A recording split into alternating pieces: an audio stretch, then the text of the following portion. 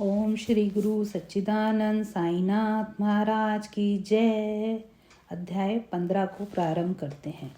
पाठ को स्मरण होगा कि छठे अध्याय के अनुसार शिरडी में रामनवमी उत्सव मनाया जाता है। ये कैसे प्रारंभ हुआ और पहले वर्ष इस अवसर पर कीर्तन करने के लिए एक अच्छे हरिदास मिलने में क्या क्या कठिनाइयाँ हुई, इसका वर्णन भी वहाँ किया गया है। इस अध्याय में दास गुणों की कीर्तन पद्धति का वर्णन होगा। नारदीय कीर्तन पद्धति। बहुधा हरिदास कीर्तन करते समय एक लंबा अंगरखा और पूरी पोशाक पहनते हैं। वे सिर पर फेंटा या साफा बांधते हैं और एक लंबा कोट तथा भीतर कमीज, कंधे पर गमछा और सदैव की भांति एक लंबी धोती पहनते हैं। एक बार गांव में कीर्तन के लिए जाते हुए दासगणु भी उपयुक्त रीति से सज धज कर बाबा को प्रणाम करते हुए पहुंचे। बाबा ने उन्हें देखते ही कहने लगे, अच्छा दूल्हा राजा, इस प्रकार बन ठन कर कहाँ जा रहे हो? उत्तर मिला कि कीर्तन के लिए। बाबा ने पूछा कि कोट, गमछा और फेंटे, इन सब की आवश्यकता ही क्या है? इनको अभी मेरे सामने ही उतारो।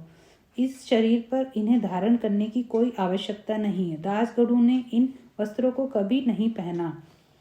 वह सदैव कमर से ऊपर अंग खुले रखकर हाथ में करताल और गले में हार पहनकर ही कीर्तन करते थे। यह पद्धति यद्यपि हरिदासों द्वारा अपनाई गई पद्धति के अनुरूप नहीं है, परंतु फिर भी शुद्ध तथा पवित्र है। कीर्तन पद्धति के जन्मदाता नारद मुनि कटी ने ऊपर सिर तक कोई वस्त्र धारण नहीं करते थे। वह एक हाथ में वीणा लेकर हरि कीर्तन करते हुए त्रिलोक में घूमते थे। श्री चोलकर की शक्कर रहित चाय। बाबा की कीर्ति पूना और अहमदनगर जिलों में फैल चुकी थी, परंतु श्री नाना साहेब चांदोरकर के व्यक्तित्व की वार्तालाप तथा दासगणों के मधु कीर्तन द्वारा बाबा की कीर्ति कोंकण में भी फैल गई। इसका श्रेय केवल श्री दासगणु को ही है। उन्होंने अपने सुंदर प्राकृतिक कीर्तन से बाबा को घर घर पहुंचा दिया। श्रोताओं की रुचि प्राय भिन्न भिन्न प्रकार की होती है। किसी को हरिदासों की विद्वता, किसी को भाव, किसी को गायन, तो किसी को चुटकुले तथा किसी को वेदांत विवेचन और किसी को उनकी मुख्य कथा रुचिकर प्रतीत होती है। परंतु ऐसे बिरले ही हैं जिनके हृदय में संत कथा या कीर्तन सुनकर श्रद्धा और प्रेम उमड़ता हो। श्री दासगणु का कीर्तन श्रोताओं के हृदय में स्थायी प्रभाव डालता था। एक ऐसी घटना नीचे दी गई है। एक समय ठाणे के श्री कोपिनेश्वर मंदिर में श्री दासगणु कीर्तन में श्री साईं बाबा का गुणगान कर रहे थे। श्रोताओं में एक चोलाकर नामक व्यक्ति था जो ठाणे में दीवानी न्यायालय में एक अस्थायी कर्मचारी था, भी वहां उपस्थित था। दासगणु का कीर्तन सुनकर वह बहुत प्रभावित हुआ और मन ही मन बाबा को नमन कर प्रार्थना करने लगा, हे बाबा, मैं एक निर्धन व्यक्ति हूँ और अपने कुटुंब का भरण पोषण भी भली भांति करने में असमर्थ हूँ। यदि मैं आपकी कृपा से विभागीय परीक्षा में उत्तीर्ण हो गया तो आपके श्री चरणों में उपस्थित होकर आपके निमित्त मिश्री का प्रसाद बांटूंगा। भाग्य ने पलटा खाया और चोलकर परीक्षा में उत्तीर्ण हो गया। उसकी नौकरी भी स्थायी हो गई।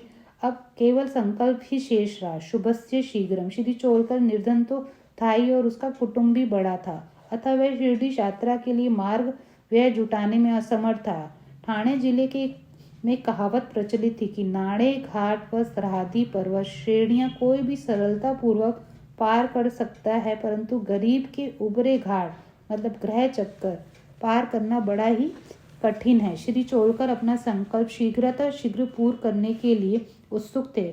उसने मितव्ययी बनकर अपना खर्च घटाकर पैसा बचाने का निश्चय किया। इस कारण उन्होंने बिना शक्कर की चाय पीना प्रारंभ किया और इस तरह कुछ द्रव्य एकत्रित कर वह शिरडी पहुंचा। उन्होंने बाबा का दर्शन कर उनके चरण पर गिरकर नारियल भेंट किया तथा अपने संकल्प अनुसार श्रद्धा से मिश्रित वितरित करी और बाबा से बोला कि आपके दर्शन से मेरे हृदय का अत्यंत प्रसन्नता हुई है। मेरी समस्त इच्छाएं तो आपकी कृपा दृष्टि से उसी दिन पूर्ण हो चुकी थी। मस्जिद में श्री चोलकर का आतिथ्य करने वाले श्री बापू साहेब जो भी वहां उपस्थित थे। जहां वे दोनों वहां से जाने लगे तो बाबा जोग से इस प्रकार कहने लगे कि अपने अतिथि को चाय के प्याले में अच्छी तरह शक्कर मिलाकर देना। इस अर्थपूर्ण शब्दों को सुनकर श्री चोलकर का हृदय भर आया और उसे बड़ा आश्चर्य हुआ। उनके नेत्रों से अश्रुधाराएं प्रवाहित होने लगी और वे प्रेम से विहल उठे होकर श्री चरणों पर गिर पड़े। श्री जोग को अधिक शक्कर सहित चाय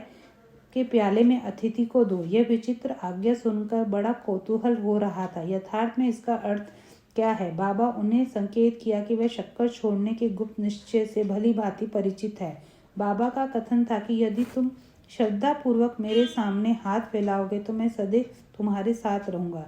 यद्यपि मैं शरीर से यहाँ हूँ, परंतु मुझे 7 समुद्रों के पार भी घटित होने वाली घटनाओं का ज्ञान है। मैं तुम्हारे हृदय में विराजित हूँ, तुम्हारे अनंत में ही हूँ, जिसका तुम्हारे और समस्त प्राणियों के हृदय में वास है। उसकी ही पूजा करो। धन्य और सौभाग्यशाली वही है जो मेरे सर्वव्यापी स्वरूप से परिचित है। बाबा ने श्री चोलकर को कितनी सुंदर तथा महत्वपूर्ण शिक्षा प्रदान की।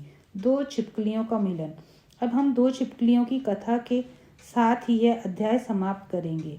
एक बार बाबा मस्जिद में बैठे, उसी समय एक छिपकली चिक चिक करने लगी। कौतूहलवश एक भक्त ने बाबा से पूछा, छिपकली के चिकचिकाने का क्या कोई विशेष अर्थ है? ये शुभ है, यहाँ अशुभ है। बाबा ने कहा कि इस छिपकली की बहन आज औरंगाबाद से यहाँ आने वाली है, इसलिए ये प्रसन्नता से फूली नहीं समा रही।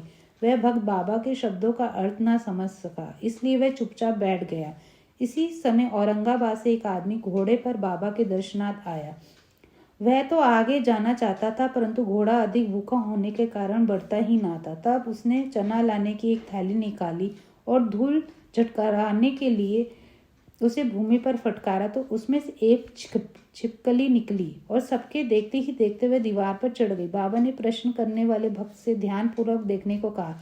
छिपकली तुरंत ही गर्व से अपनी बहन के पास पहुंची। दोनों बहनें बहुत देर तक एक दूसरे से मिली और परस्पर चुंबन आलिंगन कर चारों ओर घूम घूम कर प्रेम पूर्वक नाचने लगी। कहाँ शिरडी और कहाँ औरंगाबाद।